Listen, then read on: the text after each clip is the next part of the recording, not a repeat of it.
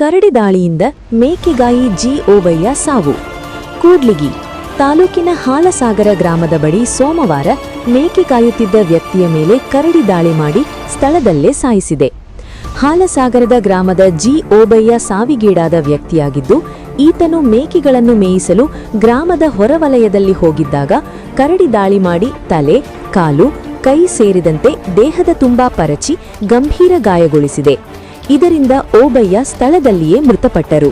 ಸಮಯ ಮಧ್ಯಾಹ್ನ 1 ಗಂಟೆ ಸುಮಾರಿಗೆ ದಾಳಿ ಮಾಡಿದ್ದು, ಸಂಜೆ ಸ್ಥಳೀಯರು ಇದನ್ನು ಗಮನಿಸಿದ್ದಾರೆ.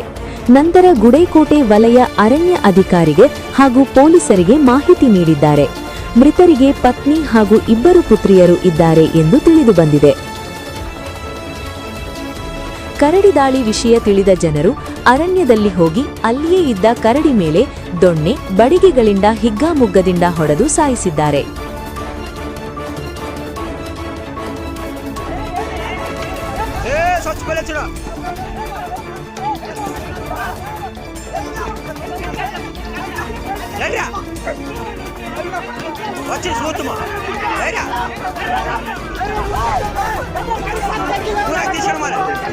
पूरा